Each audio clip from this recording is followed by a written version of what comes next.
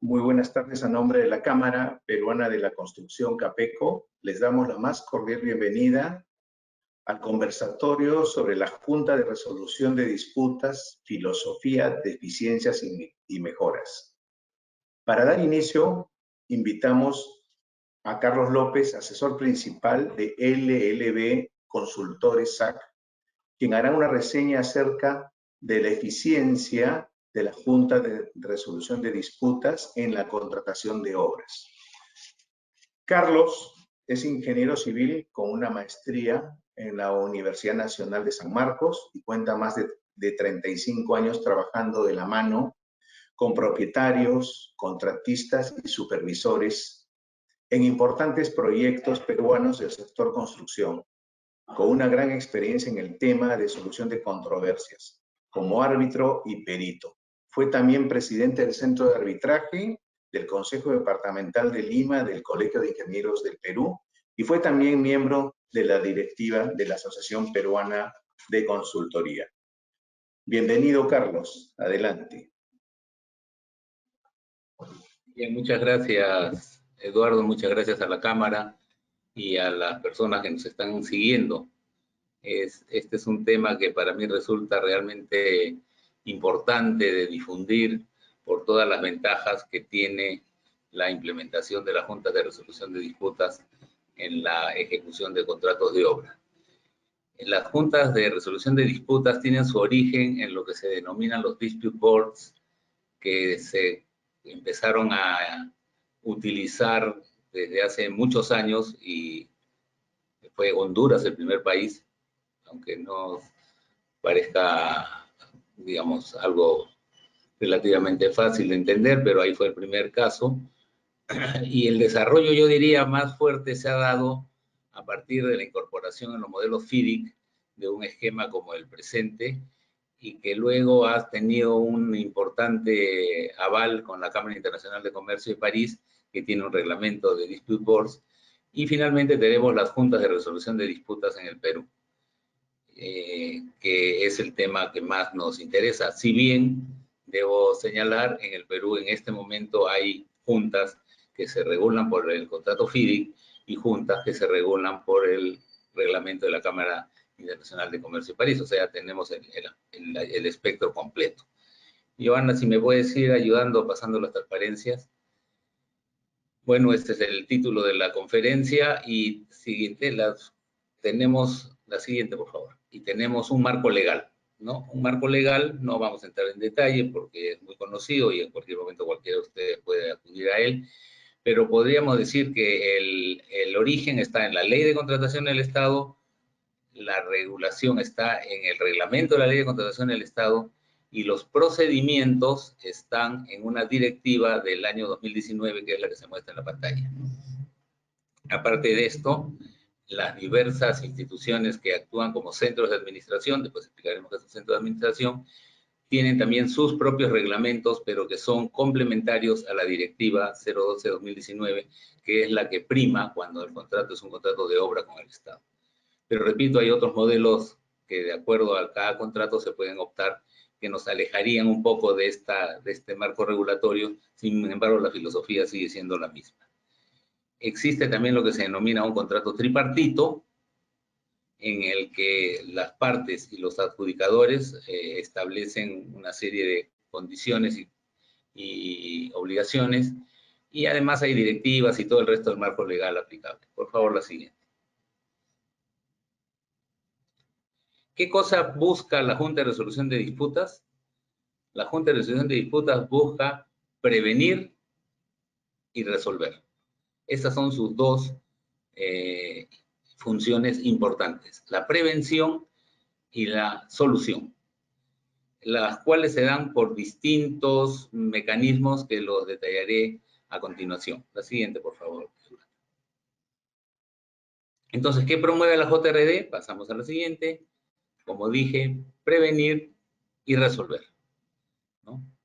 Y el reglamento dice eficientemente, es decir, la Junta tiene todas las facultades para decidir lo que es más conveniente a su actuación para que de una manera eficiente pueda prevenir y resolver controversias.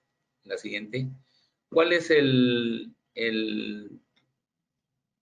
periodo de vigencia de la actuación de una junta? Desde el inicio de la obra hasta la recepción, ¿no? Todo lo que pase antes del inicio de la obra no es parte de la junta, y todo lo que pase después de la recepción de la obra tampoco es parte de las facultades de participación de la junta. Pero esto ya nos muestra que la junta tiene una característica importante, es su permanencia en el tiempo. La junta debe acompañar a toda la obra durante todo el tiempo. Si bien es cierto que hay muchas juntas que no han empezado, como dice la norma, con el inicio de la obra propiamente, sino que en algún momento del tiempo se incorporaron al contrato y de ahí permanecen hasta la recepción de la obra. La siguiente.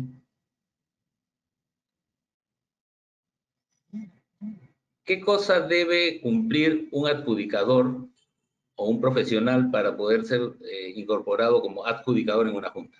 Veámoslo rápidamente, y esto es importante porque al momento de elegir a una persona tiene que cumplir con estas condiciones. Adelante, la siguiente.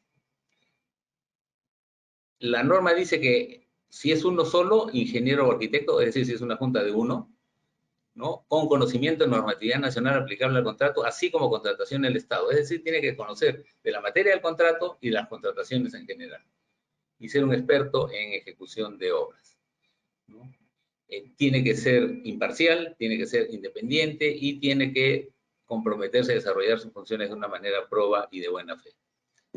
Ahora, si se trata de un tribunal de 3, lo que dice la norma es que quien preside debe ser ingeniero o arquitecto y los otros 2 tienen que cumplir con las condiciones que aquí se señalan. Es decir, la norma no dice explícitamente que los 3 tengan que ser ingenieros o arquitectos. Lo que está sucediendo en la actualidad es que o bien los 3 son ingenieros o arquitectos porque las partes así lo deciden, o en algunos casos uno de los 3 es un abogado que tenga experiencia en el manejo de contratos de obra. La siguiente. ¿Cómo debe comportarse el adjudicador? ¿Qué es lo que tiene que hacer? Tiene que tener como junta la flexibilidad para adaptarse a las diversas situaciones. O sea, acá la junta no está, digamos, constreñida a un procedimiento estricto, sino más bien a lo contrario. Debe de adecuarse a lo que va sucediendo, porque no hay 2 obras iguales y no hay 2 momentos de obras iguales. Entonces no puede haber actuaciones idénticas en todos los casos. Entonces la Junta tiene esa facultad, adaptarse a las diversas situaciones, utilizar los criterios que mejor faciliten su funcionamiento, actuar eficientemente y tomar acciones para lograr los dos cometidos que señalé, prevenir y resolver. Para eso, los miembros de la Junta tienen que hacer uso de sus habilidades, no solo profesionales, sino también personales. Siguiente. ¿Cómo se conforma una junta? Bueno, primero que nada tiene que estar previsto en el contrato que va a haber una junta, ¿no? Una vez que está en el contrato, se posibilita la conformación de la junta. La ley dice que en los contratos, bajo la ley de contrataciones, cuando el valor es superior a 40 millones, entonces las juntas tienen son obligatorias, ¿no? Ahora, un miembro o 3 miembros, las partes lo acordarán. Sin embargo, si el monto del contrato es menor a 20 millones, puede ser un solo miembro. La siguiente. La siguiente, por favor, Joana. Hay diversas disposiciones que han salido posteriormente y que lo que han hecho es facilitar o promover el funcionamiento de juntas. Como les dije, menos de 20 millones la junta es opcional, entre 20 y 40 es obligatoria con un miembro y más de 40 obligatoria con 3 miembros. La siguiente. ¿Cuáles son sus funciones? Como ya dije, tiene 2 objetivos, prevenir y solucionar. La siguiente. Entonces, esta función de prevención la llamamos la función decisoria. Lo que la Junta emite son decisiones vinculantes, como si fuera un laudo.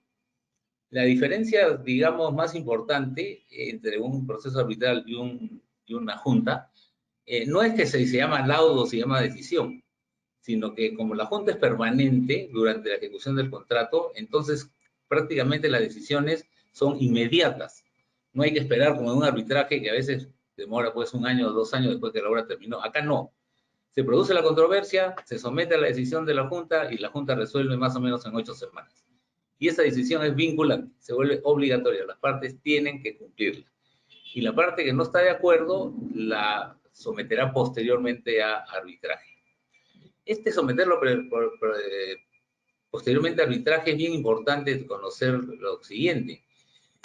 Si hubiera varias cosas que durante el transcurso de la obra se dijo que se reservaban para el arbitraje, no podrá empezar sino hasta después de que la obra termine. O sea, no habrá un arbitraje si la obra no está recepcionada. Y si hay, todos los temas se agrupan en un solo arbitraje. Entonces, un contrato que tiene junta nunca tendrá un arbitraje durante la ejecución de la obra. Y si tiene uno, solo será uno. Y será después de que la obra haya terminado, porque las decisiones tenían que ser vinculantes. La otra función, que es la consultiva, la de dar opiniones, requiere 2 requisitos. Que las 2 partes en conjunto hagan el pedido de opinión, que se acompañe de un informe del supervisor o del proyectista de acuerdo a la naturaleza de la consulta, y la opinión que la Junta dé no es vinculante. Es decir, las partes no están obligadas a implementarla. Pero lo interesante de esto es que la propia Junta tampoco está vinculada por su opinión que se dio en este momento. Si esto luego se vuelve una controversia, la Junta podrá dar un resultado diferente a la controversia. ¿Por qué? Porque la función consultiva se ejerce en un plazo sumamente corto, 5 días. Entonces no hay mucho tiempo para analizar mucho detalle. Entonces, aparte de eso, porque cuando hay una controversia posterior, es probable que ya haya mucho más detalles, más elementos de juicio, o hayan sucedido cosas en el interín. Ahora, yo lo que sostengo, no está normado, pero es una recomendación que yo hago, que si una junta emitió una opinión y luego al momento de emitir una decisión va por un camino contrario, lo que tiene que hacer es justificar claramente por qué es el cambio en este rubro, ¿no? Como le digo, eso no está normado, pero es una recomendación que creo que es importante tener presente. Además, las juntas visitan de manera periódica las obras, sea física o virtualmente. En este momento la mayor parte de los casos son virtuales, si bien ya se está retomando las visitas físicas.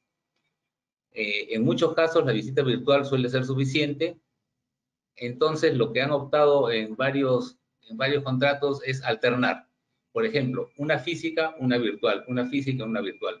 En otros casos es una virtual, 2 virtuales y la tercera es física, y así sucesivamente. Eso, dadas las facultades que enuncié antes, se ponen de acuerdo las partes. La siguiente. Entonces la visita se hace al campo y junto con la visita, puede ser antes de la visita o después de ella, pero en el mismo periodo de tiempo de preferencia, se hace una reunión. Entonces tenemos reunión y visita.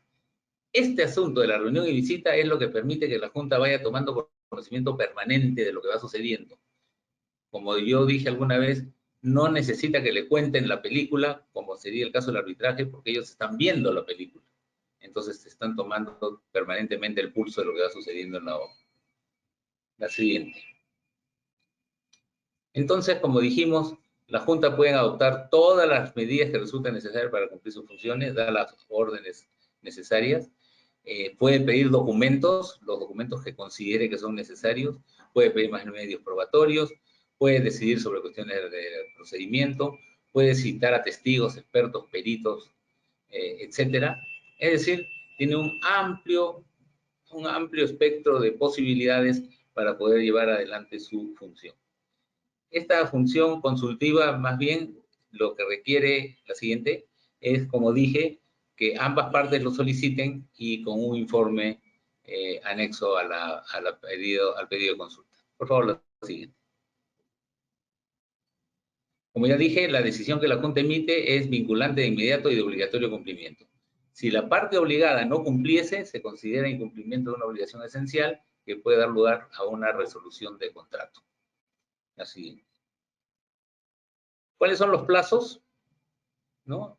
Para resolver una controversia es entre 49 y 82 días. ¿No? En la en la experiencia personal, nosotros hemos emitido casi todas las decisiones en un lapso de 8 semanas.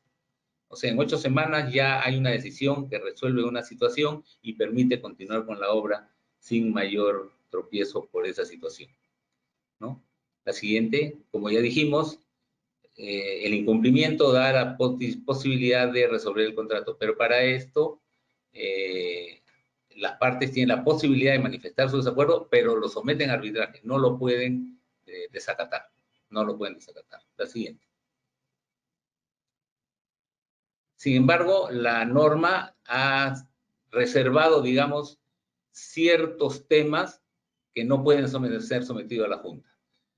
Estos son la nulidad, inexistencia, ineficacia o invalidez del contrato, las decisiones de la entidad de la Contraloría de aprobar o no prestaciones adicionales y prestaciones de carácter indemnizatorio no contemplados por la normativa. Y finalmente, y lógicamente, sobre el pago final, que es la liquidación, porque la Junta terminó, como dije antes, en la recepción de obra. La siguiente. Lo que se promueve entonces es un trabajo responsable y ético aprovechando estas funciones, ¿no? De manera de que las partes tengan un sustento a sus actuaciones. La siguiente. Lo que hemos hablado hasta ahora es de la Junta de Resolución de Disputas de acuerdo a la normatividad peruana, a la Ley de Contratación del Estado. Pero como les dije, hay modelo de FIDIC y modelo de la ICC. En el modelo FIDIC, la junta equivalente a la nuestra es la que se llama el Dispute Avoidance Adjudication Board. Si regresa, por favor, Johanna, un momentito. DAAB, así se llama. Dispute Avoidance Adjudication Board. Avoidance es prevención, adjudication es adjudicación o decisión. Mientras que para la CCI, el modelo es el que se llama el Combined Dispute Board, el Dispute Board combinado. CCI habla de combinado porque CCI dice que puede haber juntas que solo emitan opiniones, juntas que solo emitan decisiones, pero también pueden haber juntas que emitan ambos, que es el caso de la Ley de Contrataciones del Estado. La siguiente. Entonces hay un modelo en FIDIC, la siguiente, que consta en la cláusula 21, que tiene 8 subcláusulas que regulan todo el funcionamiento de la Junta. Si el contrato es FIDIC, no acudimos a un centro, ni necesitamos irnos a la directiva de OCE, ni necesitamos irnos a la ley de contrataciones, porque en el propio contrato está establecido el procedimiento a través de estas 21 subcláusulas. Perdón, esta cláusula 21 con 8 subcláusulas. La siguiente. Y si nos vamos a la ICC, este es el librito de la ICC con el reglamento de los Dispute Boards, que nos señala, por favor, la siguiente, como les dije antes, que hay juntas que revisan o que recomiendan, le llaman la Dispute Review Board, la siguiente. Hay juntas que lo que hacen es deciden, se llaman el Dispute Adjudication Board. Y finalmente hay juntas, la siguiente, que hacen las dos cosas. Es la que se llama la junta combinada o Combined Dispute Board. Repito, la junta del contrato FIDIC y la junta de la ley de contratación del Estado equivale a este modelo de la ICC, el Combined Dispute Board, ¿no? Una junta que recomienda o una junta que decide. En todo caso, los contratos son los que señalan qué es lo que autorizamos a la junta. Muy bien. Ese es el marco de lo que es Junta de Resolución de Disputas. Pero veamos todavía un par de temas más que creo que son importantes. La siguiente. ¿Qué es lo que hasta ahora está fallando? ¿No? O sea, esto que suena tan bien estructurado, tan interesante, sin embargo, todavía tiene algunos problemas, algunas deficiencias. Y yo diría que la primera es que no hay una claridad en los procesos administrativos previos, como por ejemplo, debe estar en el presupuesto, no debe estar en el presupuesto, quién es la persona que va a delegar, quién es la persona que va a nominar, ¿no? Las entidades no están, digamos, con procesos administrativos uniformes sobre este tema, este tipo de temas. Entonces, también se da que hay falta de concordancia con normas administrativas internas. Hay entidades que nombran en la Junta y ahí queda. Hay otras que consideran que tienen que emitir órdenes de servicio cada mes. Hay otras que consideran que tienen que hacer procesos de selección. Hay otras que consideran que tienen que colgar en el SEACE el contrato. Y así, cada entidad va inventando o va encontrando que ante la carencia de normas administrativas internas apela a lo que existe y comienza a hacer cosas que a mi juicio no deberían estar sucediendo. Otra muy importante es que la normatividad general de contrataciones del Estado no está alineada 100% con las facultades y los procedimientos de la Junta. ¿A qué me refiero? Pongámoslo como un ejemplo sencillo. Imagínense ustedes que le dan una herramienta muy poderosa, muy moderna, muy eficiente eléctrica, y sin embargo el cable no es lo suficientemente largo para enchufarla. O llegando al enchufe resulta que el cable pide una corriente trifásica y no la tenemos, ¿no? O que resulta que es de 120 voltios y la corriente que tenemos es de 240. A lo que voy es que los elementos que deberían propiciar, facilitar el funcionamiento no se están dando necesariamente, y eso muchas veces le quita fuerza a la Junta, porque además hay una falta de difusión y entrenamiento, no solo de adjudicadores, sino también de las partes intervinientes. Yo estoy en varios procesos de este tipo y noto que muchas veces las personas con las que hay que interactuar por parte de la entidad y por parte del contratista no conocen, no saben, no están informados y no saben cómo sacarle provecho. Después tenemos un tema de tarifas que a mi juicio debe ser modificado. La CCI tiene un esquema de tarifas muy claro.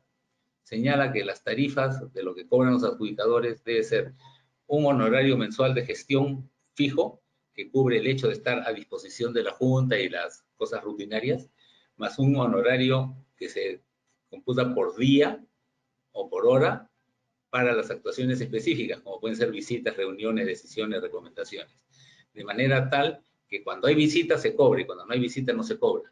Si la visita es virtual, el cobro será muy pequeño porque la visita virtual puede tomar 2 horas, pero si la visita es presencial puede tomar 3 días. Entonces, eso es así.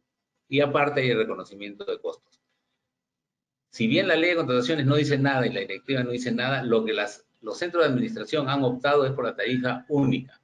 Y yo considero que eso tiene más dificultades que provechos, ¿no? Una de las dificultades o una de las consecuencias negativas es la falta de aprovechamiento de la función consultiva.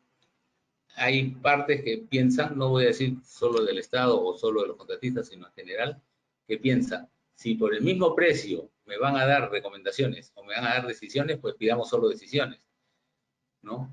Pero pedir decisión implica pues todo un procedimiento que si bien es célere, porque ya les he dicho más o menos 8 semanas, sin embargo implica costos porque se necesitan reuniones, se necesitan visitas, se necesitan peritos, etcétera. Cosas que probablemente con un pedido de consulta se hubieran podido evitar fácilmente. La siguiente, para ir terminando porque tenemos un tiempo limitado. ¿Qué mejoras propongo? ¿No? Que los órganos pertinentes, no sé cuáles serán, Economía y Finanzas, OCE, den precisiones a nivel administrativo y presupuestal para que sea absolutamente claro y conocido para todos cómo se maneja la parte del procedimiento administrativo. En segundo lugar, tiene que haber un mayor compromiso de las partes para hacer buen uso de la función consultiva de la JRD. Yo insisto mucho en este tema. En la experiencia personal, hay contratos en los cuales hemos tenido 16, 17 pedidos de decisión y ni un solo pedido de opinión o recomendación. Y estoy seguro que muchos de esos temas no hubieran llegado al nivel al cual escalaron si se hubiera pedido una opinión en un momento adecuado. Además, adecuar todo el marco legal general del que impacta en el funcionamiento de la Junta. Propongo que se establezcan honorarios diferenciados por ser miembro de la Junta, un monto fijo, pero por cada actuación, un monto por día o por hora cuando esta actuación se dé. Y sobre todo, más difusión y más capacitación, ¿no? Esto es sumamente importante. Si las partes no saben que la Junta existe, no saben cómo funciona, no saben qué ventajas le da, probablemente pues sean reacios a acudir a ella y lo ven como si fuera un costo más que les han impuesto. Y lo cierto es que si bien la Junta cuesta, ¿no? Los beneficios económicos que produce para las partes son inmensamente superiores. Por el momento dejo acá el exposición y continuaremos seguramente con preguntas más adelante. Muchas gracias a todos, Joana. Con esto, esta primera parte la damos por concluida.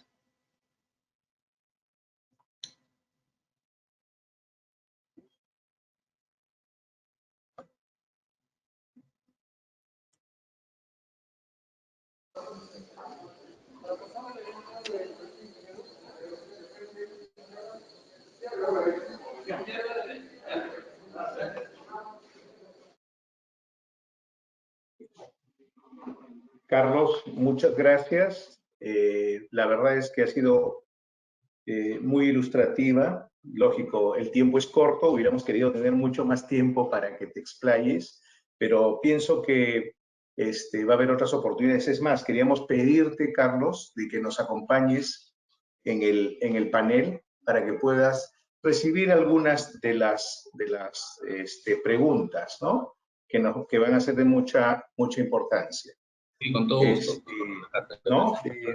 Así es. Bueno, queríamos iniciar el panel presentando lastimosamente, nuestro presidente del Comité General de Obra Pública y Concesiones de la Cámara, no nos va a poder acompañar en este momento, aunque por ahí lo veo, a Ítalo.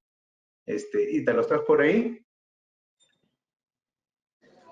Sí, Eduardo, lamentablemente pedirle disculpas, saludar a Carlos, brillante su exposición, darle la bienvenida en la Cámara Peruana de la Construcción y en nombre del Comité de Obra Pública y Concesiones, es un destacado profesional que en todos los foros académicos que realizamos, igual que a Fabiola, viene contribuyendo, pues, no solamente con la mejora continua en el sector, sino también en la tendencia de que un país como el nuestro debe alinearse con prácticas corporativas y contractuales que estén alineadas, ¿no? Con valores, con buenas prácticas y con equidad y justicia. Yo creo que lo que ha manifestado Carlos está alineado al compromiso que tenemos todas las empresas peruanas en seguir contribuyendo con el crecimiento del país y, ¿por qué no, con el auge que siempre tuvo el sector construcción,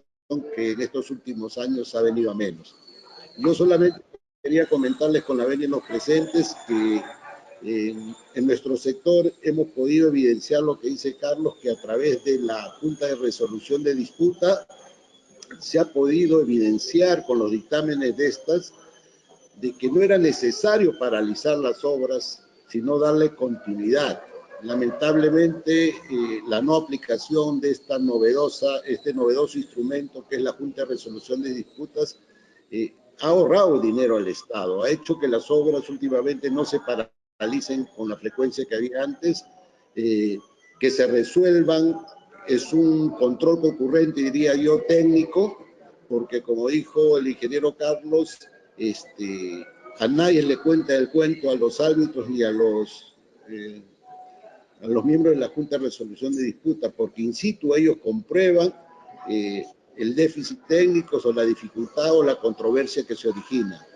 Esto ha permitido que las obras continúen, reitero, y a la vez también desnuda las debilidades que tienen los expedientes técnicos, ya que con esto, con un dictamen, se puede por lo menos dar indicios de todas las deficiencias y las responsabilidades individuales que existen en los consultores y, ¿por qué no?, también en los constructores. Cuando hay una mala práctica constructiva también se evidencia esto, o sea esto responsabilidad de algún funcionario del Estado o de la entidad. Consideramos modestamente que esto debe ser aplicable en todos los contratos en actividad pública, sobre todo en ejecución de obras, y asimismo debe presupuestarse, ¿no?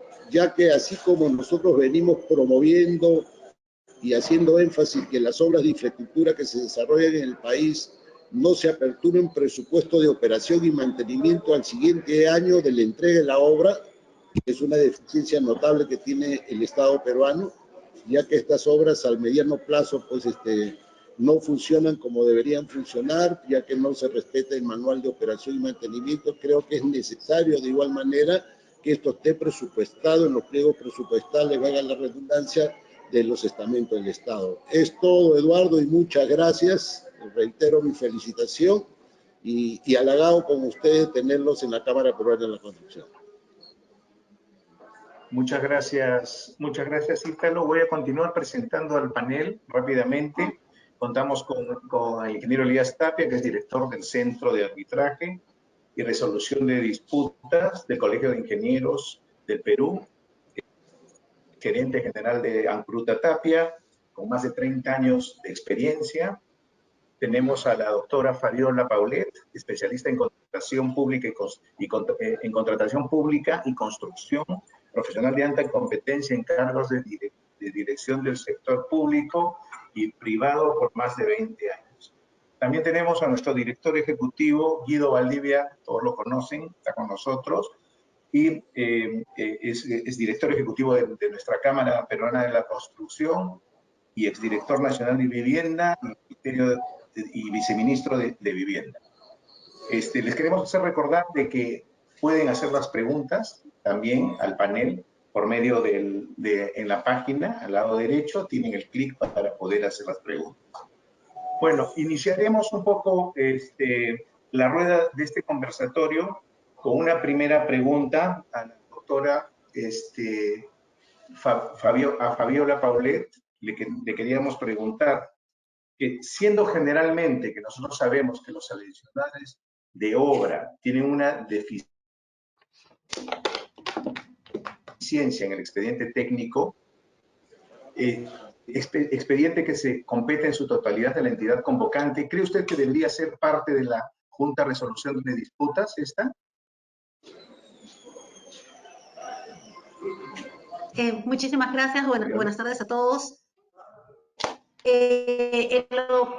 Estoy convencida que el tema de la JRD es el mejor seguro técnico, legal y económico a favor del proyecto. Si tomamos conciencia de ello desde CAPECO, realmente haríamos una cruzada para que las JRD estén vigentes desde el día 1. El problema del expediente técnico, como todos sabemos, está reconocido por la CGR, en realidad por todos los actores en contratación pública. ¿Por qué se origina el problema? Porque existe una necesidad política y económica y urgente de impulsar la economía. Y una de las formas perfectas de impulsar la economía es a través de las obras. Porque tiene un efecto multiplicador. Pero esta urgencia, repito, esta urgencia provoca la elaboración de expedientes técnicos incompletos, deficientes u otros. Me explico. Poco tiempo para la elaboración de expedientes técnicos, pocos fondos para tener expedientes técnicos de calidad que aseguren el cumplimiento de normas técnicas. No existe a la fecha un registro autorizado de proyectistas o consultores que acrediten, ¿no es cierto?, ante el Estado que presenten un expediente técnico razonablemente con un estándar mínimo bueno. No existen sanciones efectivas para los proyectistas, tampoco para aquellos que contratan a estos proyectistas cuando copian y pegan los expedientes técnicos. O sea, eso me es extraño lo que afirmo. Creo sinceramente que la Contraloría General de la República debería, por ley, asignarse la función que en los megaproyectos o obras que sean por encima de los 5 o 10 millones de soles, digamos,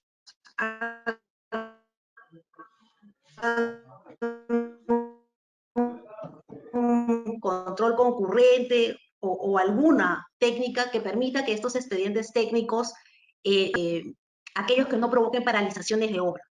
La ausencia de todo esto, ¿cuál es el resultado? Adicionales de obra.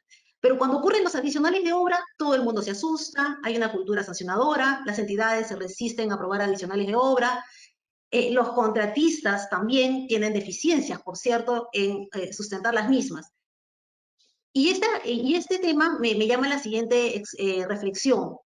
Estuve revisando a Fabio Elías de Conexim, que es una transnacional en infraestructura, una consultora enorme, y él explicaba, ¿no?, que el fenómeno que ocurre, que es algo que en Perú no podemos tener un lujo, obviamente, porque en Japón se invierte 5 años de diseño aproximadamente para estos megaproyectos, y lo construyen en 5 meses, pero nuestro estándar en Perú es todo lo contrario, hacen expedientes técnicos en tiempos récords, en poco tiempo, y más bien la ejecución de las obras no se cumplen en el plazo previsto porque tienen adicionales, ampliaciones, y si tienen problemas en controversias, pues esto se demora muchísimo más. Pero como reflexión sobre este punto, creo que es tiempo de cambiar el chip. Creo que es importante que Capeco se anime en esta cruzada de fortalecer a las JRD para que asuman esta competencia. No ayuda en nada que la aprobación de los adicionales sea a cargo de la entidad, que por obvias razones no creo que sea proclive a aprobarlas, porque es casi reconocer una falla, o la denegatoria de la Contraloría en su tema. Finalmente este tipo de casos terminan en el Poder Judicial, y el Poder Judicial significa simplemente las calendas griegas. ¿Quién sale favorecido? ¿El proyecto? No. ¿Sale favorecido la población objeto de este proyecto? Tampoco. Creo que este tema debe acabar, que debe cambiarse un chip, pero sinceramente creo que es una tarea que podría abrazar Capeco, y los animo a ello realmente, como promotores de la inversión, de los contratistas, el perfeccionamiento, la capacitación, son líderes, ciertamente serían muy bien escuchados. Solamente, ¿qué es lo que nosotros lograríamos con esta cruzada? Sin duda, ya no estaríamos en las cifras que señala la Contraloría de 3.000 obras paralizadas, y siguen creciendo, 29.000 millones de soles simplemente por estas obras paralizadas. Y sí, y solamente para terminar y dar por concreto, si la propia Contraloría reconoce que el 40% de las obras paralizadas son por deficiencias de expedientes técnicos, es tiempo, ¿no es cierto?, que esos expedientes técnicos, estos problemas técnicos sean tratados por el panel técnico, por este tercero imparcial. Soy testigo de que la participación de los JRD realmente es en pro del proyecto. Y creo que si nosotros cambiamos el chip y realmente pensamos en pro del proyecto, las cosas pueden cambiar. Muchas gracias. Muchas gracias, Fabiola. Vamos a hacerle una pregunta aprovechando a Carlos López. Viene la siguiente pregunta. Si la controversia es llevada a arbitraje, el árbitro y los árbitros no se encuentran vinculados a lo que haya resuelto la Junta de Resolución de Disputas, ¿creen que esta situación pone en riesgo la eficiencia de los procesos seguidos bajo este mecanismo llevado por las juntas? ¿Qué tanta seguridad o certeza pueden brindar las juntas ante esta situación? Bueno, cuando una controversia se va a arbitraje, lo que se va a arbitraje es la controversia, no es la decisión que la Junta tomó. En otras palabras, el arbitraje no es un ente de revisión de la decisión de la Junta, ¿no? Los árbitros pueden tomarla, las partes si quieren la presentan como prueba, si no quieren no la presentan. No hay ningún tipo de obligación de los árbitros, porque los árbitros lo que revisan es la controversia original. Ahora, las estadísticas internacionales, porque en el Perú todavía no hay esta estadística, pero las estadísticas internacionales señalan que más o menos el 90% o más de las decisiones que las juntas emitieron no se sometieron a arbitraje. No se sometieron a arbitraje. Y de aquellas que se sometieron a arbitraje, probablemente el 90% más se pronunciaron los árbitros en el mismo sentido de lo que la Junta se había pronunciado. En otras palabras, la experiencia internacional señala que es casi una cosa rara que en el arbitraje una decisión de una Junta sea cambiada. Es posible. Ahora, ¿por qué en el Perú no hay ninguna estadística? Porque en el Perú en este momento hay una sola obra que ha terminado y que tenía Junta. Entonces no hay una estadística de uno, pues. Sin embargo, les puedo decir que en Juegos Panamericanos hubo...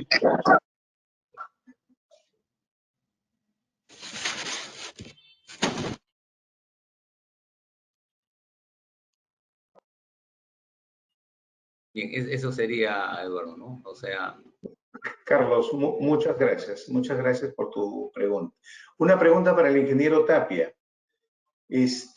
¿Consideran conveniente o oportuno que las juntas de resolución de disputas sean administradas por los colegios profesionales ¿O consideran que es mejor que actúen como profesionales independientes, ajenos a estas instituciones gremiales?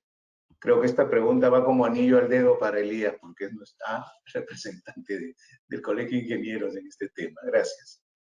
Así es, muchas gracias a Capeco por la invitación. Efectivamente, bueno, la normativa establece que la JRD es un mecanismo que necesariamente se tiene que apoyar en un centro, ¿no? En un centro institucional, no necesariamente un colegio profesional, ¿no? En la actualidad ya tenemos 9 centros ya en funcionamiento, de los cuales solo 3 corresponden a los colegios profesionales, ¿no? O sea, la mayoría son centros externos a los colegios profesionales, pero independientemente de si es un colegio profesional o no, sí considero que es importante que sea institucional, ¿no? Porque hay ya un reglamento con la predictibilidad para las partes, ¿cierto? El reglamento de todos los centros es público. Las partes pueden escoger, viendo los reglamentos procesales de cada centro, cuál es lo más conveniente. A su vez, también cada centro tiene su registro de adjudicadores, que es público, incluso se muestran los currículum de los miembros, de los adjudicadores. Entonces, esto, al ser institucional, da esa facilidad, da mayor transparencia y sobre todo predictibilidad, porque incluso hay plazos procesales también. No todos los plazos procesales de todos los centros son los mismos. Hay algunos que son más cortos que otros.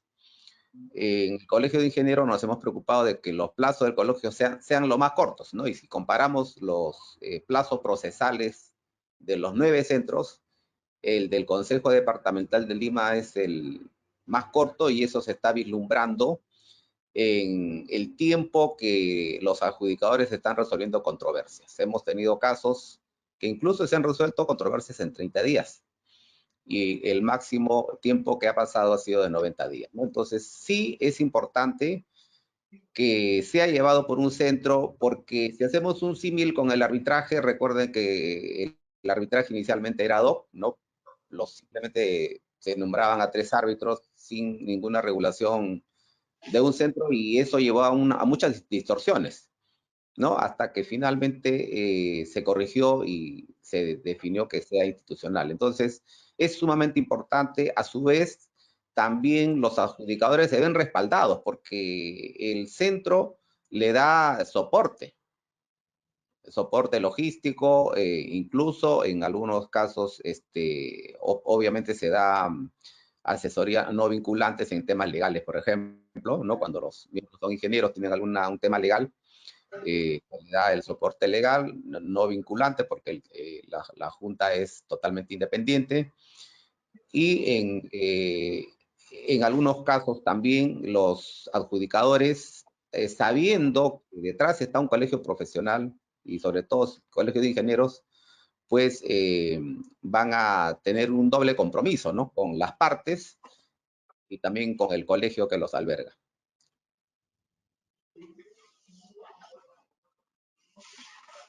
Elías, muchas gracias. Vamos a aprovechar a nuestro expositor para hacerle la siguiente pregunta. En los contratos de servicios, como el de mantenimiento de carreteras, ¿se podría considerar la instalación de la Junta de Resolución de Disputas? Estos funcionarios bajo los mismos criterios que en los contratos de obras públicas y debería tener alguna particularidad de repente.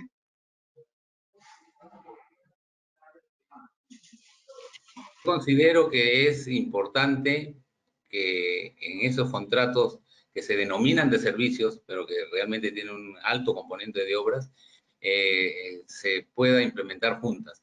Y yo aprovecharía una opinión que dio hace mucho tiempo, en el sentido que en un contrato de servicios, si una parte importante y determinada del contrato de servicios tiene la característica de ser obra, ¿no? Entonces se le aplican los criterios de obra a esa parte que está identificada como obra.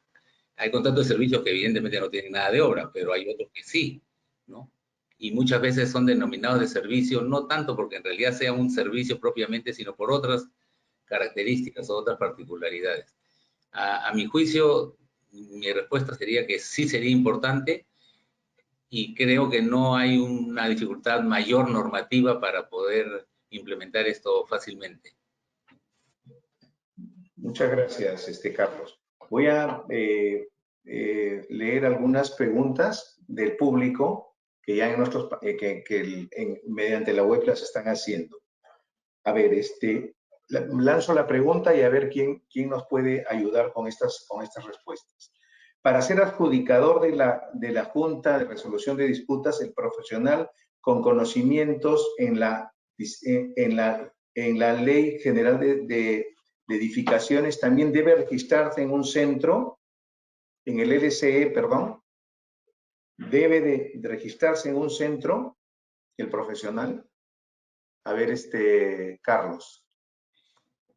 Si es una junta regulada por la Ley de Contratación del Estado, la respuesta es que sí, porque esa es una condición que la ley ha puesto. Debo señalar lo siguiente: FIDIC no trabaja con centros, ICC tampoco trabaja con centros.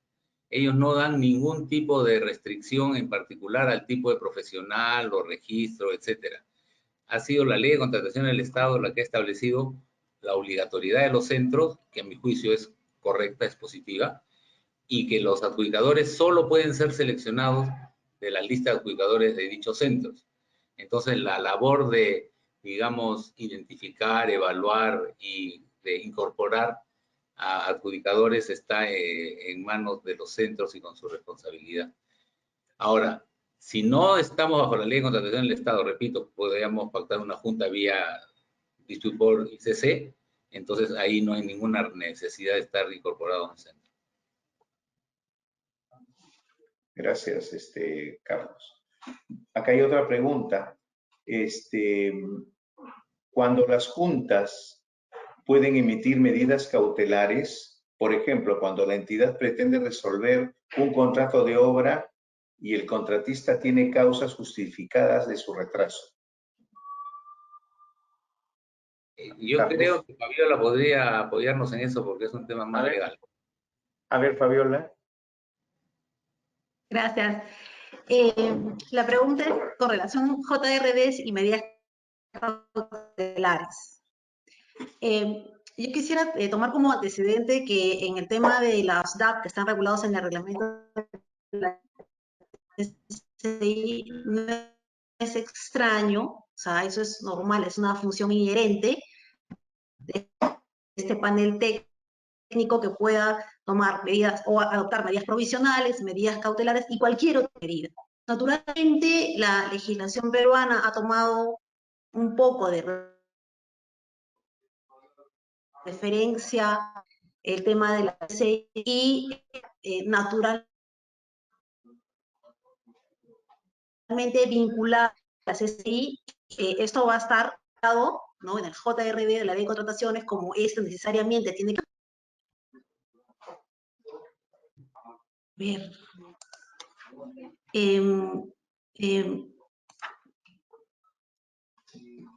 No, ok, como no sé si me escuchan, por favor, pero señalaba que como este tema tiene que pasar por la aplicación del reglamento del centro de arbitraje pertinente, vamos a encontrar que hay reglamentos, por ejemplo, de la Cámara de Comercio de Lima, que te permite perfectamente que la JRD pueda emitir medidas cautelares, a diferencia de otros reglamentos que no lo permiten, ¿no? Fabiola, yo agregaría lo siguiente sobre este tema, porque es cierto lo que tú dices, la CCI en su reglamento explícitamente habla de medidas profesionales y cautelares. Pero ¿qué posibilidad tiene la Junta de obligar a que se cumpla la medida cautelar? Por ejemplo, ¿la Junta puede obligar a un banco a no ejecutar una carta fianza? Al 100% de las partes, la tendencia en los hechos es que sí, y con relación a un banco, un tercero, realmente creo que más pasa por un tema de capacitación. O sea, creo sinceramente que si hay una capacitación respecto a cuál es la figura de la JRD y por qué tiene estas facultades, esto va a ser aceptado también por los bancos y por cualquier sistema, digamos, colateral o financiero de la misma naturaleza. O sea, creo que no habría, digamos, un reparo en la medida que haya una capacitación en este sentido. O sea, actualmente, cuando he tenido la oportunidad de conversar con estos terceros, no tienen claro. Es como cuando ocurrió, cuando por primera vez el arbitraje, digamos, cobraba vigencia en el Perú, y obviamente esto fue a partir de 1998, las primeras medidas cautelares que inclusive eran emitidas por los tribunales, pues no eran acatadas, ¿no? Pero esto es parte de un proceso de aprendizaje. Creo que en este proceso está la JRD. Ok, gracias, Fabiola. Creo que ahí. Bueno, tenemos otra pregunta directa para el ingeniero López. ¿Cuáles son las causales para que la Junta de Resolución de Disputas podría recomendar la resolución de un contrato? En realidad, la Junta de Resolución de Disputas tiene como función emitir opiniones y decisiones que permitan la culminación de un contrato. Entonces, encuentro un tanto extraño que la Junta recomiende la resolución de un contrato porque es absolutamente contrario a su finalidad, ¿no? La verdad que no se me ocurre en qué situación pudiesen pedirle a la Junta que recomiende una resolución de contrato, sobre todo porque el pedido de opinión o recomendación tiene que venir por acuerdo de ambas partes. Y creo que sería bien difícil que una parte esté de acuerdo en hacer esa pregunta a la Junta. Ok, gracias. A ver, para Guido, esta pregunta. Siendo las contingencias de obras, en su mayoría, por defectos en los expedientes técnicos, ¿crees tú, Guido, que el costo de la Junta, casualmente de resolución de disputas, debería ser contemplada dentro de un presupuesto de obra?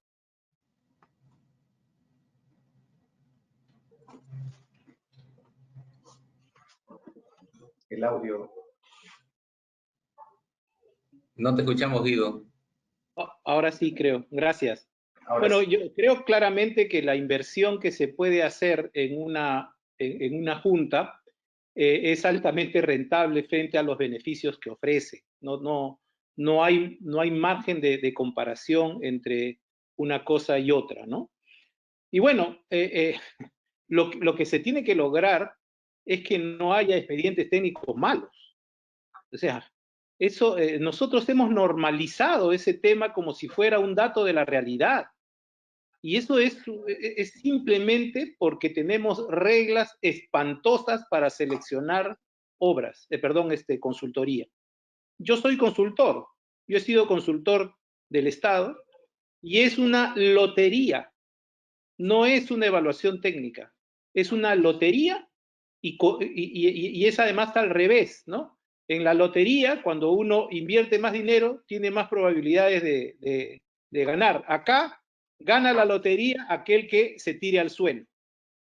Y al final termina seleccionando un tema de absoluta ingeniería, porque en el caso de la consultoría, el elemento central es la ingeniería, la idea, la capacidad de resolver un problema o de abordar un problema. Eso no se evalúa, ¿no? Acá se trata de un mal criterio de decir, bueno, vamos a bajar la valla, ¿no? Para que haya más competencia, ¿no?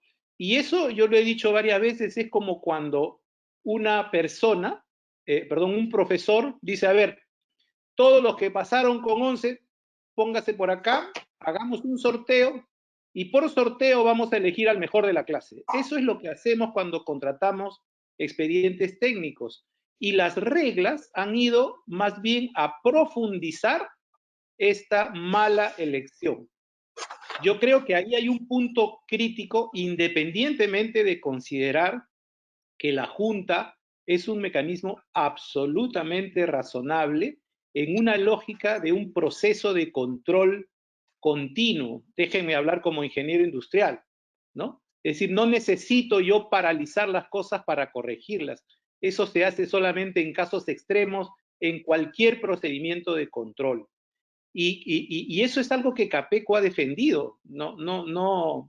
De hecho, Elías es testigo que cuando nos citaron al Ministerio de Economía, yo no solamente dije que había que hacerlo, sino que había que invitar al Colegio de Ingenieros a que entrara en este esquema. ¿Por qué?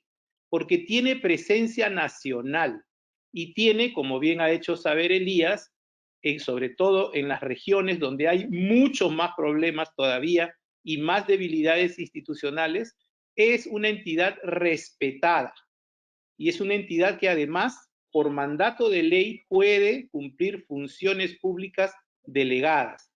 Nosotros, dentro de las normas de contratación pública, hemos planteado 10 aspectos de la contratación de este procedimiento en donde el colegio profesional debería tener relevancia. Y este es uno. Menciono otro. Acá se ha hablado de la falsificación de experiencia, ¿no? Y hay efectivamente contratistas que lo hacen adrede, hay contratistas que están sorprendidos. Pero mi pregunta es, ¿por qué el colegio profesional correspondiente no hable un registro de la experiencia de sus asociados? Si yo quiero entrar a una consultoría, tengo que estar al día en el colegio de ingenieros. Si nosotros hacemos que se cree un registro gestionado por los colegios profesionales, que insisto, pueden cumplir funciones públicas delegadas, por eso es que intervienen en los procesos de licencia de construcción, y bueno, y funciona. Tiene sus problemas, pero funciona, ¿no? Y de esa manera nunca vamos a tener ninguna discusión sobre ese tema. En el mejor de los casos, será el profesional el que le discutirá a su colegio si es que ha sido mal o bien calificado, y habrá una junta que resolverá el problema. Pero nunca más vamos a tener gente que nos engañe o gente que se adjudique experiencia que no tiene. Ok, Guido, muchas gracias. A ver, una pregunta para el ingeniero Carlos López. Cuando se requiera una ampliación de plazo, ¿la Junta podrá gestionar y lograr la aceptación por parte de la entidad, ya que el personal de la entidad es reacio a aceptar estos requerimientos?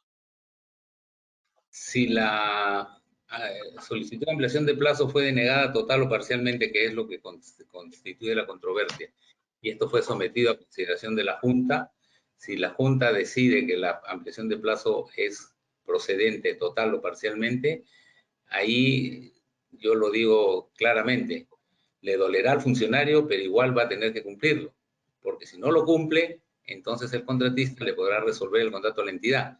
Entonces ahora el funcionario tendrá que responder por qué le resolvieron el contrato y no por qué dio una ampliación de plazo que la Junta había dado. Y quiero señalar lo siguiente, porque ya luego la experiencia me ha señalado que en alguna ocasión ha sucedido. A veces es la supervisión la que se opone o la que pone algún tipo de traba, ¿no? Tuve un caso que una ampliación de plazo aprobada por la Junta, la supervisión opinó que ellos no estaban de acuerdo y que por lo tanto no se sentían obligados. Cuando se dice la entidad está obligada, eso incluye a la supervisión. Porque hacer una ampliación de plazo que la Junta ha aprobado significa modificar calendarios, significa pagar gastos generales, eventualmente pagar mayores costos directos. O sea, hay una serie de consecuencias relacionadas con el otorgamiento de una ampliación de plazo. Y no puede ser que la supervisión diga, por ejemplo, no, yo no reviso el calendario porque yo no estoy de acuerdo. Yo no pago los gastos generales porque no estoy de acuerdo, ¿no? No estarás de acuerdo, pero lo tendrás que cumplir porque la ley lo dice. Perfecto, Carlos, muchas gracias. A ver, Fabiola, una pregunta. En una obra que se esté ejecutando, ¿se puede solicitar la instalación de una junta de resolución de disputas? Sí, es perfecto. O sea, simplemente, primero, si estamos hablando de ley de contrataciones, tenemos que verificar si es obligatorio o no. Si es obligatorio y está por encima de los 20 millones, es perfecto. Lo ideal es que se instale desde el día 1, pero en la práctica eso no ocurre. Realmente, recalco, pierden una gran oportunidad los contratistas y la entidad, ¿no? Porque creo que el valor más importante que el decisor es la preventiva y la constructiva, pero sí, no hay ninguna restricción legal siempre que, como reitero, cumplan los supuestos legales, ¿no? Gracias, Fabiola.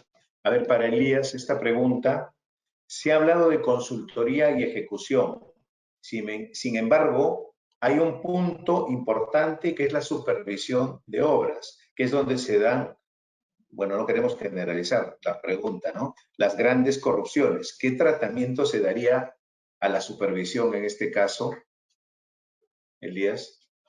Ya, a ver, esta pregunta se aparta un poco del tema de la JRD, pero digamos, a ver, en los temas de ejecución de obras, tiene que ver el tema matemático, ¿cierto? En cuanto a un cálculo para un diseño, en cuanto a un metrado, en cuanto a un costo. Entonces, cualquier cosa se puede detectar. En una obra es muy difícil decir 1 más 1 es 3, ¿no? Que habría la posibilidad de que en el caso de la supervisión hayan actos de corrupción. No puede ser. Si hay una obra y hay una dimensión de una viga, de una columna, hay áreas de muros, todo es medible. Y a su vez, no es que porque dijo la supervisión se cumple a rajatabla, también hay una administración de contratos, en la entidad hay un órgano de control interno, hay un control concurrente de la Contraloría. Entonces es muy difícil este tema de la corrupción. Y si ya vamos para el caso de que si habría corrupción en los adjudicadores, tampoco, ¿no? Porque son temas eminentemente técnicos. Obviamente también hay tema de interpretación del contrato, pero que esto es revisable por todas las partes. Entonces, no estoy de acuerdo que se den actos de corrupción en este tipo de, primero en obras y segundo en el tema de la actuación de la Junta, ¿no? Cuando se ha dado acto de corrupción, ha sido al momento de la buena pro. No todas las denuncias, inclusive ya las sentencias que hay es porque confesaron que para ganar la buena pro se dio algo, ¿no? Pero en cuanto a que se haya pagado de más, realmente es muy difícil, todo es medible.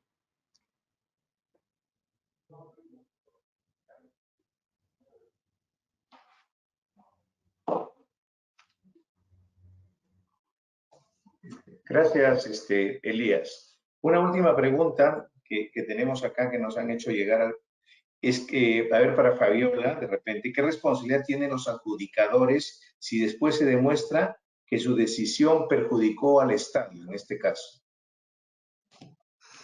¿Qué responsabilidad tienen los adjudicadores si su decisión perjudicó al Estado?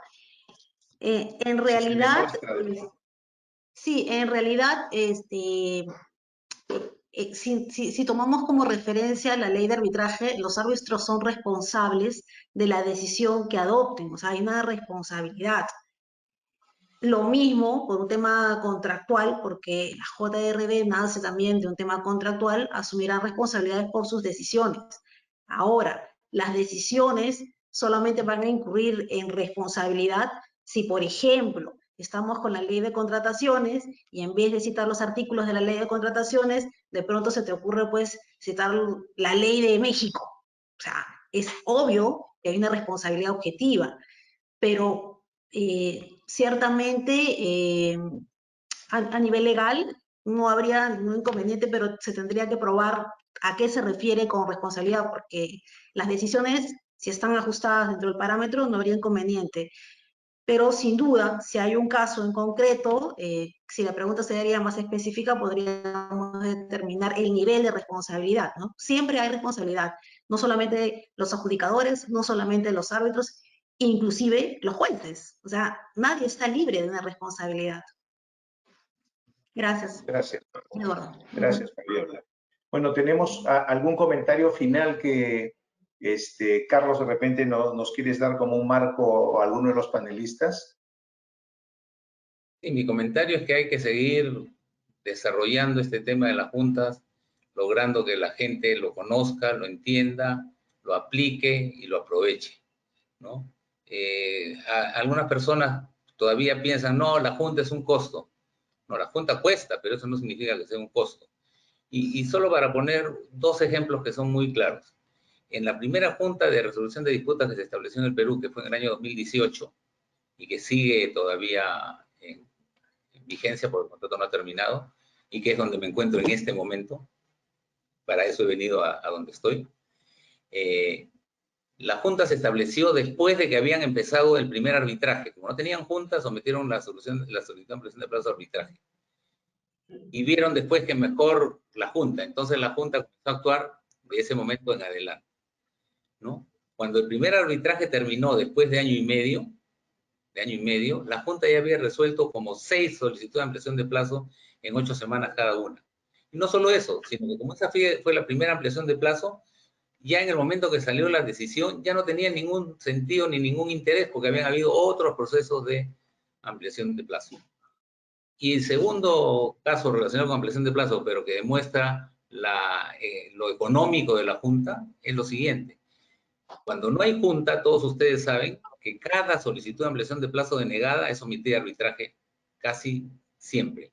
Entonces, cuando el contrato va avanzando, podemos estar con 2, con 4, con 6, con 8. Llegamos al final, tenemos 10 solicitudes de ampliación de plazo, todas en arbitraje. Algunas resueltas, otras no, etc. Y lo cierto es que probablemente,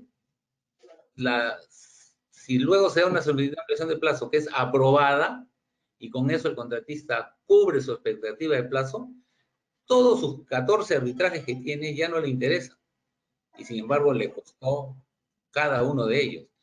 Mientras que con el tema de las juntas, ¿no? Como se van tomando decisiones en paralelo, ¿no? Cuando la obra termine, probablemente ya no se necesite nada. El contratista terminando el plazo que tenía vigente, todos contentos, y todas aquellas advertencias de que voy a someter al arbitraje simplemente se desvanecen y todos felices firman su acta de recepción, se van a celebrar al Caracol Azul si la obra es en Piura y todos contentos, ¿no? A ver, Sí, Fabiola, de repente ¿me permite? Sí, yo quisiera agregar como una reflexión. Yo la verdad es que insisto porque es mi experiencia. Creo que la JRD debe estar desde el día 1, o sea, es una gran ventaja, no solamente para el funcionario público, sino también para el contratista. Cuando empiezas el día 1 y hay deficiencias en el expediente, porque lo hay, no existe expediente perfecto, son proclives las partes, ¿no es cierto?, de hacer, de pedir, ¿no es cierto?, la función consultiva de las JRDs, son proclives de llegar a acuerdos, pero mientras va avanzando la obra, se va, digamos, polarizando las posiciones de las partes y hay un punto de quiebre en que prácticamente las partes no se escuchan.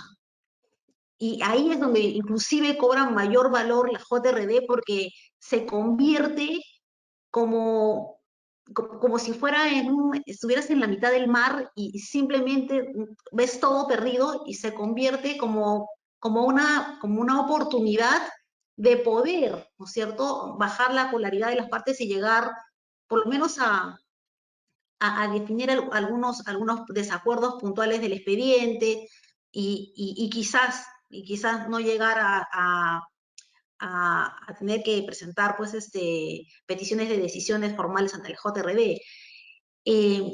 Y si tú analizas este tema, o sea, ¿qué es lo que le afecta más al contratista? El plazo. Automáticamente el plazo te gatilla penalidad y si te gatilla penalidad, pues ya olvídate de la utilidad. Entonces, ¿y para qué es lo que gatilla el funcionario público? Finalmente, ¿qué va a pasar si te pones en una posición tan intransigente? No va a haber obra. ¿Realmente es lo que queremos? O sea, ¿ese es el papel que necesitamos por parte de los funcionarios públicos? No, necesitamos obras. El ciudadano necesita su obra. Esa es la razón por la cual los funcionarios están a cargo de estos proyectos. Entonces, creo sinceramente, y perdone si soy tan insistente, que tener una JRD desde el día 1 tiene muchísimos beneficios económicos y en términos de costo y plazo a favor del proyecto. Entonces, yo los invito a que estudien la JRD y los invito a que sea parte de su estrategia tener a la JRD desde el día 1. Es el momento en que pueden ustedes, muchas de las ampliaciones, muchos de los adicionales, muchos de los acuerdos técnicos, de pronto, por lo menos el 50%, evitarlos, y eso ya es bastante. Gracias por esta reflexión, Eduardo. No, gracias, Fabiola. Elías, de repente algo final, un comentario. Sí, Eduardo, sí. Es para reiterar el tema planteado por Carlos, en el sentido, pues, que todavía falta educar a las partes, ¿no? Las partes desconocen todavía el mecanismo, pese a que ya hay muchas horas en ejecución. Un aspecto que se repite en el Centro de Arbitraje y Resolución de Disputas del Colegio de Ingenieros es cuando se designan a los adjudicadores, ¿no? Las partes piensan todavía como un arbitraje, porque resulta que una de las partes designa a un adjudicador de su elección y la otra parte también. Y cuando la otra parte designa adjudicador, la contraparte lo recusa. Pero si justamente la normativa dice, primero pónganse de acuerdo, escojan a dos, ¿no? ¿Cierto? De común acuerdo, ya luego entre los dos elijan al presidente, pero se ha dado el caso que se ha perdido mucho tiempo por este accionar. Entonces, la conclusión es que efectivamente falta educar a las partes, falta educar también a los ingenieros residentes y a los ingenieros supervisores. Sí nos consta que hay residentes que ponen trabas a la actuación de la JRD, así como también los supervisores, ¿no? Carlos muy bien lo decía. Hay supervisores que pretenden no hacer caso a lo que dijo la Junta. Entonces, ¿qué significa eso? Simplemente que el supervisor desconoce el mecanismo. Entonces, esa es la tarea pendiente. En el Colegio de Ingenieros siempre, periódicamente, hacemos conversatorios sobre diversos aspectos de la Junta, damos estadística también, pero todavía hay mucho que trabajar en este aspecto. El otro punto también importante es que el número de adjudicadores, ojo, en el centro de arbitraje del Colegio de Ingenieros, la departamental de Lima, ya tenemos 120 adjudicadores, ya el 30% ya está ejerciendo las funciones. A nivel nacional también hay otros centros que tienen adjudicadores, aunque en menor cantidad, pero a lo que voy es que todavía las partes están escogiendo a los mismos adjudicadores, ¿no? Y se ha dado el caso que hay adjudicadores que dicen, ¿sabes qué? No, ya tengo ya 4 casos, 5 casos, ya no me comprometo a atender más casos. Y eso es loable, ¿cierto? Porque si no va a ocurrir como en el arbitraje, que un árbitro pues tiene 100 a la vez, simultáneamente, y no tiene tiempo para resolver, ¿no? Recientemente en el Colegio de Ingenieros hubo una recusación a un árbitro que tenía 100 casos, ¿no? 50 en una entidad y 50 en otra. Entonces la parte decía, oye, pero si y una de las controversias era justamente una de estas entidades que le había dado 50 casos al árbitro. Entonces, obviamente, hay desconfianza en cuanto a la imparcialidad y transparencia, y también llamado eso a los adjudicadores, ¿no? Que también se autorregulen. Pienso que en el tema de obras públicas, 5 es suficiente y deberían ya dar un paso al costado para dar pase también a otros adjudicadores que igualmente están capacitados. Y finalmente también es variar el tema de la integración de las juntas, porque en el colegio hay 120 adjudicadores, pero miren, el 90% son ingenieros civiles, ¿no? Claro que los civiles tienen directamente que ver con la ejecución de las obras, pero también hay otras especialidades, pero que no están atendidas todavía de manera conveniente. Miren, solamente tenemos un 2% de ingenieros electromecánicos. Imagínense si tenemos una obra, una central hidroeléctrica, una línea de transmisión, una central térmica. ¿Quién va a ser el adjudicador si no hay la cantidad suficiente de ingenieros, por ejemplo, electromecánicos, ¿no? Igualmente, tenemos muchas obras de saneamiento a nivel nacional y solamente hay el 0.7% de adjudicadores son sanitarios. Igualmente faltan ingenieros de sistemas y ahora que tenemos muchos hospitales que vienen con el tema del equipamiento, también es importante tener a los ingenieros biomédicos. Entonces, hay que variar también, por eso he llamado a todos los ingenieros que no son civiles, para que también se capaciten y se inscriban en los diversos centros que hay a nivel nacional porque es necesario. Si me permites, por favor, Eduardo. Sí, Fabiola, dime. Sí, mira, mi estimado Elías, te comento que en el mercado de compras públicas hay 150.000 contratos al año, ¿ok? Esto está registrado en el CAC. Si sacas más o menos el 10% serían 15.000 contratos.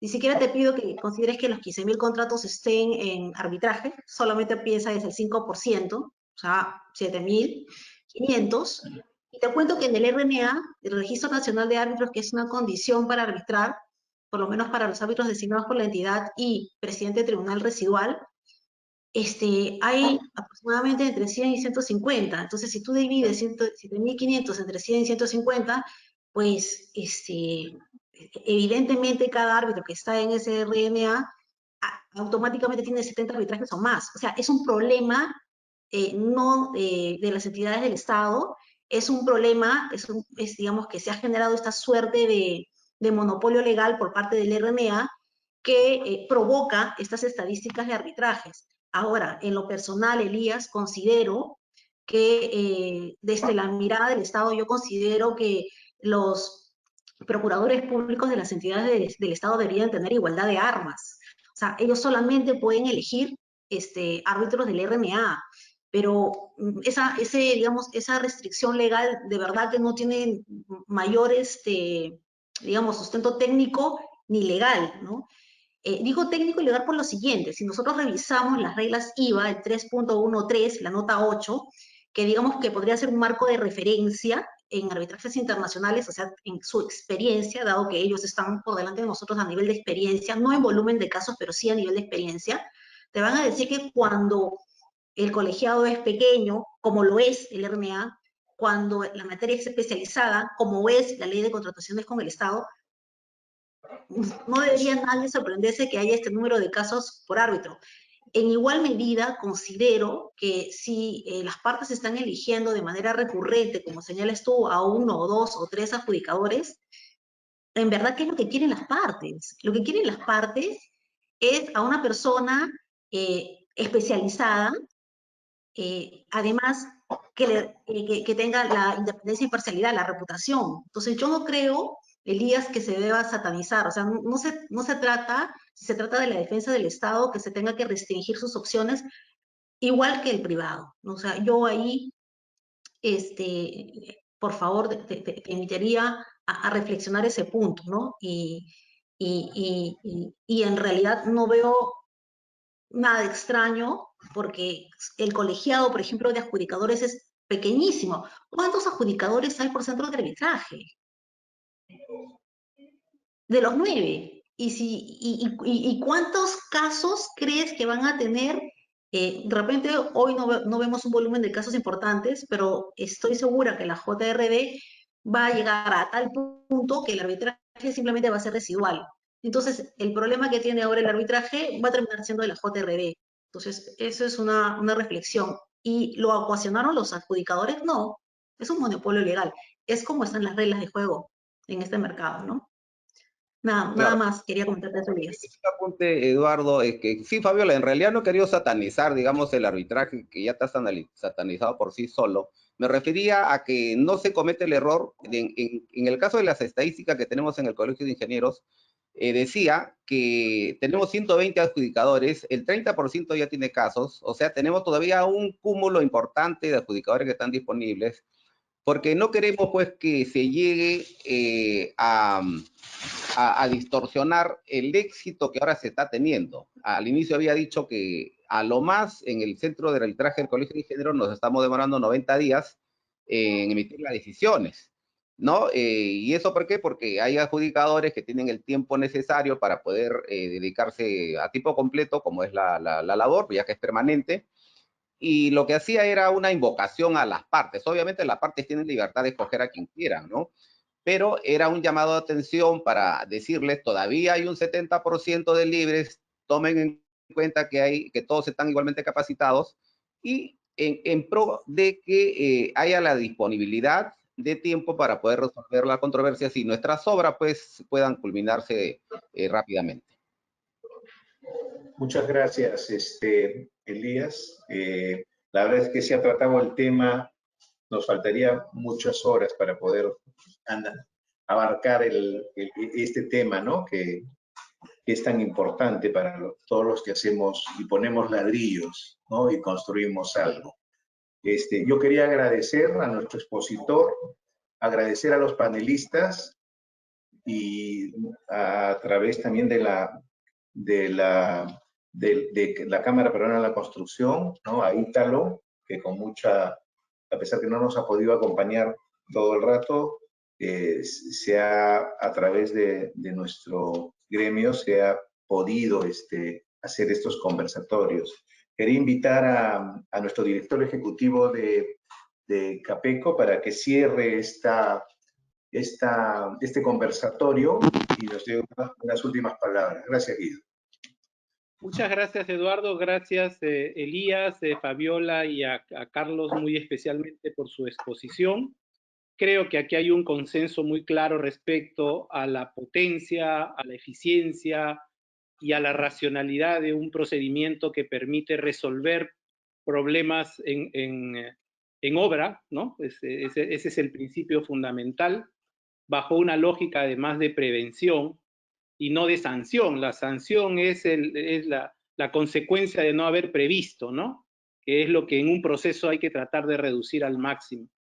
Creo, como ha mencionado Carlos, que hay una necesidad de terminar de poner las reglas claras y es un elemento crítico. A veces dicen que el diablo está en los detalles. Estos parecen detalles frente a la potencia del instrumento, pero es muy importante resolver. Y además, en esta lógica de mejora, ¿no? Yo pienso que tendría que haber una entidad que le haga un seguimiento a este mecanismo. Y que esa entidad, por alguna vez, no sea solo una entidad estatal, ¿no? Que pueda recoger en esta lógica de mejora continua el punto de vista de los actores. Escuchar no significa necesariamente transigir, pero en general, cuando hay varias posiciones dichas por personas que juegan diferentes roles dentro de un proceso, y vuelvo a hablar como ingeniero industrial, es cuando los procesos se hacen más legítimos, más razonables. Y nos hemos acostumbrado a que las normas en general y las de contratación se hagan de un solo lado. Y eso no es bueno, ¿no? Un consejo de seguimiento creo que podría funcionar y además detectar estos cuellos de botella que naturalmente se van a dar si el proyecto es exitoso, ¿no? Un cuello de botella que se genera porque hay un mecanismo que funciona bien, creo que es un problema pues interesante a resolver. Y hay que preverlo, hay que anticiparlo, no es tampoco muy complicado si es que se tiene data, se puede prever, ¿no? Necesidades futuras, cambios, etc. E insistir en esta necesidad que Capeco ha planteado desde ya varios años respecto a la urgencia de cambiar la forma en que se ejecutan las obras públicas en el Perú. Nosotros pretendemos pasar de una norma de contratación pública a una norma de gestión de infraestructuras y edificaciones.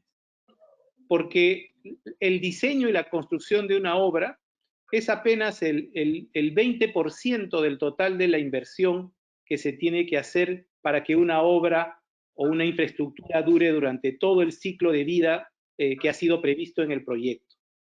Y nosotros estamos eligiendo lo más barato y teóricamente lo que demora menos, pero todo concentrado en el 20% de la inversión. Esto es algo que la tecnología ya nos está permitiendo en obras de gran construcción y tenemos que encontrar el camino para cambiar esto. Y por último, es importante esta lógica de la Junta, repito, va en la lógica de insertar dentro de un proceso de producción como es este, ¿no? Actores que tienen intereses, digamos, que no tienen intereses alineados, ¿no? Que vienen justamente a resolver estos conflictos.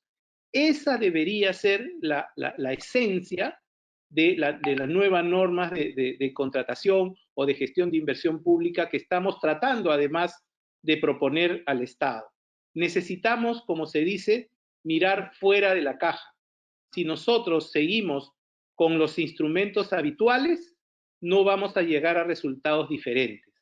La Junta de Resolución de Disputas muestra claramente que ese es el camino y hay muchos instrumentos que se podrían implementar bajo el mismo principio de introducir en un proceso en donde hay dos actores y algunos más alineados en función de este proceso, gente que pueda hacer esta verificación, esta especie de mediación, como bien ha dicho Fabiola, ¿no? En algún momento hay un enfrentamiento, bueno, hay alguien que no está alineado con ninguno de los dos y puede tomar una decisión que finalmente funcione. Eso es lo que hace un sistema de control de procesos adecuado, ¿no? Buscar la solución, ¿no? Para la sanción ya está el Código Penal que tienen más de 1000 artículos, creo. Siempre encajará un artículo en alguno de esos delitos. O sea, hay ahí un tema importante a considerar. Prevenir es mucho más barato que corregir, ¿no es cierto? Y evitar que entre el ladrón es mucho más barato y más seguro que después perseguir. Esos principios que están en la esencia de cualquier proceso productivo no ha entrado, desgraciadamente, a nuestra norma de contratación, salvo con estos instrumentos que, por supuesto, doctora, vamos a seguir apoyando y todo lo que sea necesario para difundirlo no solamente internamente, cuente usted con nosotros, porque este no es solo un tema de la industria. Finalmente, como bien usted ha señalado, el principal perjudicado de una obra paralizada es el ciudadano que no recibe oportunamente o en condiciones de calidad adecuada la infraestructura que con el impuesto de todos nosotros pagamos. Y eso creo que es también algo que tiene que ver con la legitimidad de nuestro sistema democrático. Tiene que haber un sistema que funcione, que sea honesto y que llegue al ciudadano en tiempo, condiciones y calidad adecuada. Muchas gracias, Eduardo. Gracias a todos ustedes por estar aquí. Tengan la seguridad que Capeco va a seguir en esta pelea y veo que tenemos buenos aliados en esta lucha. Muchas gracias. No, gracias a todos por su participación, al panel, al expositor Carlos. Muchas gracias y damos por finalizada este evento. Muchas gracias. Buenas noches. Gracias a todos. Un honor. Gracias. Adiós.